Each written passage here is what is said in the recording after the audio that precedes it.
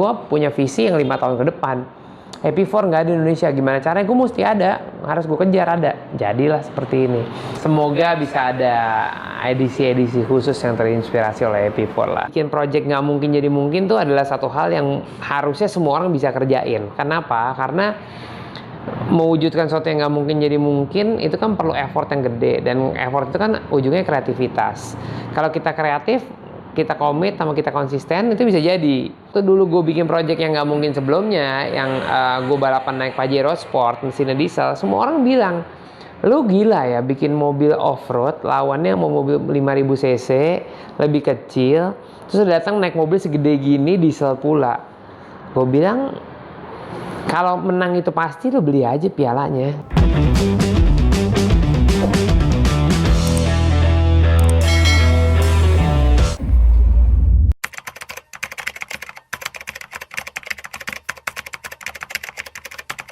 Gimana pun juga ini mobil namanya gede, tapi dia kan masih baby, dia belum jalan banyak. Kemarin kita udah testing di Serang, terus testing yang kedua di Mekarta. Kemarin ketiga drive day saja di Sentul, dan tahun ini mudah-mudahan di bulan Oktober ada beberapa event yang akan gue ikutin.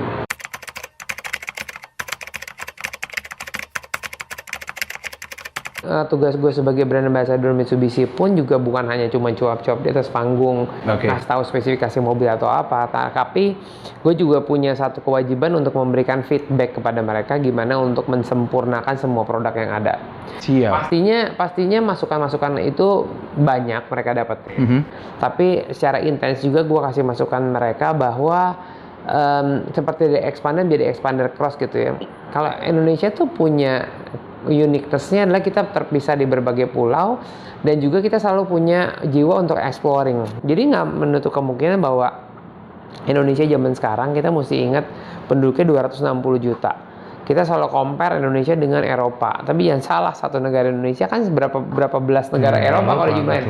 Artinya apapun yang dites di Indonesia, apapun diciptakan produk Indonesia, sebetulnya juga bisa suitable di negara-negara lainnya. Jadi brand ambassador, gue masukin input dengan pengalaman yang ada, plus mobil rally gue sekarang ini tuh kan jadi satu ekosistem yang akan membuat produk Mitsubishi ke depannya jadi lebih bagus lagi.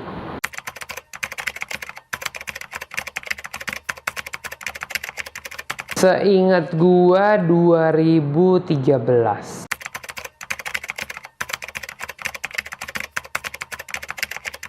Enggak, gue beli ini bangunan. Tadinya bangunan mau dipakai untuk gor olahraga. Tadinya ini tempat badminton. Tapi sejak bangunannya jadi, orangnya lost interest. Mungkin dia pindah ke kota lain. Sehingga gue beli tempat ini udah tinggi gede. Dan mungkin kalau pada nonton film catatan harian Si Boy, dulu ada scene di mana semuanya dalam satu bengkel, sebetulnya dalam bengkel ini.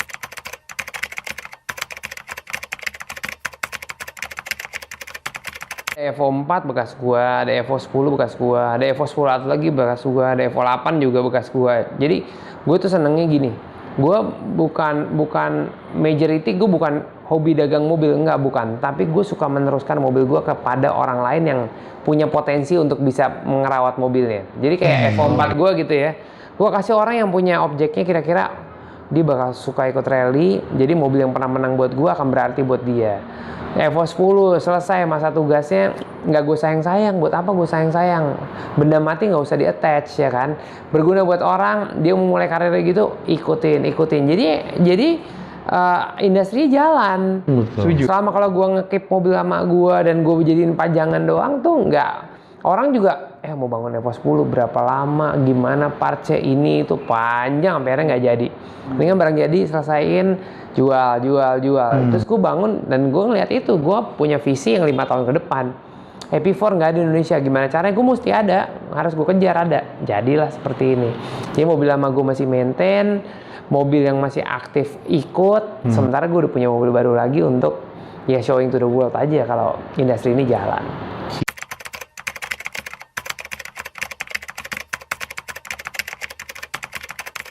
Gua itu dari dulu mau membuktikan bahwa pembalap ada masa depannya. Karena semua orang punya pemikiran bahwa atlet nggak ada masa depannya di Indonesia. Dengan begitu gue belajar banyak hal gitu ya. Nyetir kencang menang aja tuh nggak cukup, karena ya lihat aja tuh piala-piala itu yang juara, gue nggak tahu tuh, gue udah lupa. Ada yang juara di Jepang, ada juara di Australia kalau nggak salah piala yang itu. Terus gue 12 kali juara nasional. Menurut gue piala itu kalau ditaruh tuh nggak bisa cerita. Iya kan? Dan bayangin sebelum dapat itu piala berapa banyak uang, effort sama tenaga yang keluar sampai dapat piala, panjang kan ceritanya. Jadi untuk jadi pembalap tuh nggak cukup bisa nyetir, tapi lu harus bisa ngebangun tim, lu harus punya strategi, lu harus punya visi ke depan mau apa. Dan itu terjadi nggak hanya cuman di rally aja, tapi semua di cabang kehidupan menurut gue. Jadi kebetulan gue nggak ada problem dengan bicara depan publik. Terus gue juga mau orangnya belajar, gue belajar marketing juga, karena ujung-ujungnya kan balapan tuh untuk apa sih? Balapan untuk ngebut siapa yang paling kencang gitu? Bukan. Balapan tuh untuk cari popularity produk yang kita bawa. Jadi instead of itu produk ada di billboard, mendingan taruh di mobil gua, lebih banyak yang lihat. Iya. Habis itu gue juga belajar gimana tren untuk bahasa komunikasi. Waktu gue ikut APRC tahun 2006, gue udah mulai online media. Tapi orang tua gue bilang, gimana sih ini kan semana ada orang yang baca internet? Nggak ada lah, siapa yang megang handphone, siapa ini? Tapi gue punya kepercayaan bahwa 5-10 tahun lagi dari sekarang, gue yakin gue akan jadi yang paling depan. Karena gue udah tanam dari sekarang. Bener begitu, sekarang udah nggak ada lagi koran. Gue mau maintain yang lama, tapi gue belajar yang baru. Terus masalah dunia digital juga. Waktu gue mau mulai YouTube, gue sih udah punya YouTube dari 10 tahun yang lalu honestly, tapi cuma buat taruh video-video gitu aja. Akhirnya gue datang ke temen gue yang jauh lebih muda ya, kayak Akbar, Gofar, segala macam. Gue bilang, tolong ngajarin gue gimana caranya ngomong di YouTube. Karena dulu bahasa komunikasinya melalui TV dan juga koran, kalau sekarang bahasa komunikasi melalui digital kan. Iya. Ya udah, gue selalu bilang sama Akbar bilang kali, oke, guru akan tetap jadi guru, tapi murid kan bisa jadi jenderal. Lo jenderal gini hari, lo ajarin gue, karena gue pasti akan bisa lebih pintar lagi dari lo.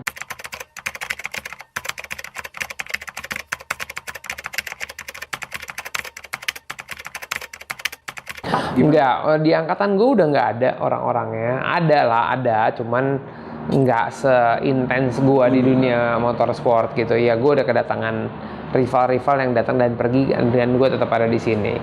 Kalau menghubungkan dengan dunia digital, gue sekarang juga punya solusi.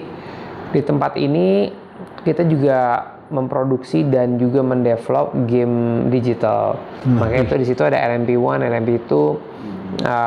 Kita punya produk simulator. Dan kalau misalnya tahu GT Sim ID, itu kantor GT Sim ID itu, ruangan yang itu. Nah, jadi gue juga ada involvement dengan GT Sim ID. Gue juga bikin program balap di rumah sama rally di rumah. Jadi untuk kita ngelihat from gamer to racer di sini banyak, dan terbukti waktu puasa kemarin kita bikin acara setiap hari online balap, dan kita pembalap beneran nggak ada yang menang dibandingin dengan si gamer itu. Artinya sebetulnya masih banyak banget potensi gede di luar sana yang orang nggak bisa sampai tangannya ke dunia yang sebenarnya, dan itu yang gue butuhin untuk pembalap-pembalap baru Indonesia zaman sekarang. Kalau kesempatan itu nggak ada, kita bikin jadi ada. Itu yang penting. Gue nggak punya kesempatan ya, bikin jadi ada.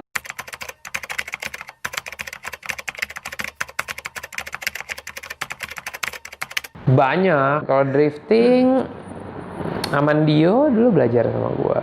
Akbar Rais, Ziko itu belajar juga. Itu didikan lu ya? Makanya dia put a big respect ke gue juga gitu. Gue sih nggak perlu dianggap jadi gurunya dia, tapi gue mau menginspire mereka bahwa ini generasi baru, mainannya baru, yuk jalanin, dan mereka jadi. Di rally, Rian Irwan juara nasional, Rian, TB Adi, ya adik gue sendiri Rijal, siapa lagi ya, banyak sih. Sekarang udah juara satunya semua.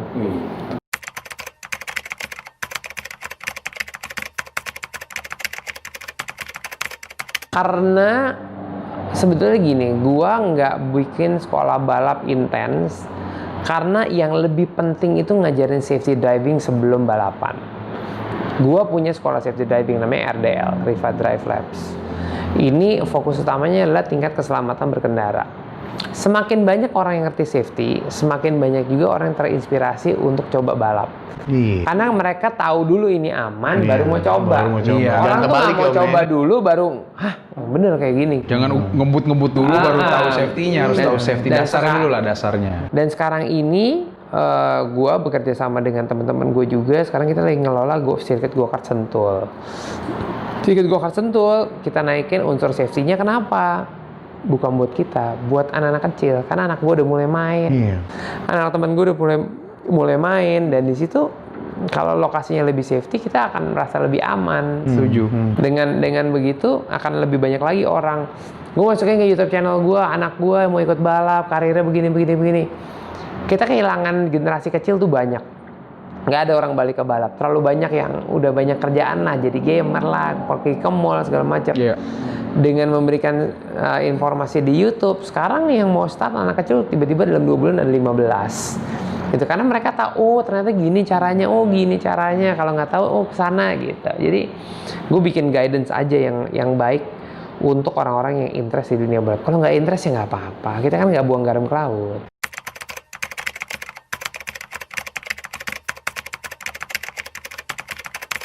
General opinion, expander tuh best value for money. Oke. Semua orang ngomongin, wah jagoan nih tanjakan, bensinnya irit, spesial lega, segala macam. Kalau gue bilang, it's an all round product gitu ya. Lu dapetin semua dalam satu mobil. Lu dapetin nyaman karena bangkunya tebel, lu dapetin nyaman karena lu bisa duduk selebar-lebarnya karena yang paling lebar. Lu bisa dapet konsumsi bahan bakar yang oke. Tapi yang paling penting dari semua, lu bisa dapetin safety yang lebih baik daripada merek lain. Karena gue tahu banget di dalam kulit expander ada teknologi yang cukup mahal, yang banyak nggak terlalu ke ekspor, dan itu tujuan untuk safety. Yang terakhir adalah bentuknya keren banget.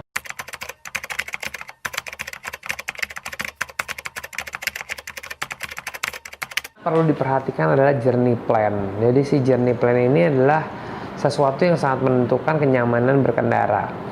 Dia orang tuh, ini ada 2 hal ya, gimana nanti sama nanti gimana. Kalau gimana nanti, yuk berangkat, kita lihat aja gimana nanti. Kalau gua ngelihat karena ini udah bawa nama komunitas, udah bawa nama brand juga, lu harus selalu punya tindakan antipati, preventif. Nanti gimana? Kalau ada apa, gue harus ngapain? Gue lewat mana? Dengan siapa? Siapa yang bisa dihubungin? Jadi journey plan itu adalah hal yang paling penting. Kayak lo satu deh gitu, tindakan inisiatifnya. Kalau kita lagi rombongan, oke, bagi berapa nih? Per 10-10, apa per 30? Kalau per 10-10 nyaman, 20 mulai ganggu, 30 apalagi ganggu banget tengah jalan. Begitu tunggu-tungguan. Dan resikonya adalah kalau semakin panjang konvoynya kan resiko di belakang tuh makin gede. Terus yang masalah si journey plan tadi juga tentang emergency situation. Lu kan mesti selalu tahu bahwa lu ada di mana, backup plan lu apa, dan yang bisa dilakukan dan tidak bisa dilakukan seperti apa. Contoh, tiba-tiba lu kempes ban depan sebelah kiri gitu, di tengah hutan nggak ada siapa-siapa. Kalau ada temen ya udah rame-rame. Tapi begitu di tengah hutan, di tengah pohon-pohon gelap nggak ada siapa-siapa, lu harus bisa putuskan, gua harus berhenti ganti atau gua tetap jalanin tapi mobil gua babak belur. Kayak gua lagi rally, ban depan pecah, saya masih 5 kilo lagi, gue jalanin. Paling spakboard berantakan, itu kalau ban depan. Kalau ban belakang tiba-tiba, wah begitu, ban belakang lebih aman, lo masih bisa jalan lebih jauh lagi. Tapi kalau ketika lo punya temen, lo juga, oh ya tolongin gantiin, cara ganti bannya gimana gitu. Kan rata-rata kita pikir kita bisa. Bisa kalau nggak ada pressure. Tadi kan ada journey plan nanti gimana nanti, itu suatu hal yang berbeda. Karena begitu bilang nanti gimana, kita nggak pernah tahu timing kita gimana. Tapi kalau gimana nanti, kita udah punya mapping kan. Oke, checkpoint 1 berapa lama toleransinya, kalau ada yang telat kita harus ngapain, di mana nginepnya atau apa gitu kan. Well plan. Dan itu ada semuanya dalam journey plan.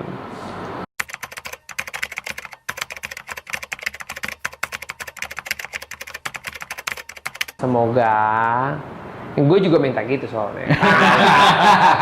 Semoga bisa ada edisi-edisi khusus yang terinspirasi oleh EP4 lah. Ya, nanti kita lihat. Challenge utamanya adalah gitulah. Challenge utamanya adalah gimana MPV kelihatan pantas Iya. dengan gaya ini. Iya. Kan semua orang udah diskredit lah, ya udah lupain lah ini mobil nggak bisa buat ngapa-ngapain. Iya. Ya begitu keluar gambarnya bak gitu. Hah? Beli lagi kan? Iya.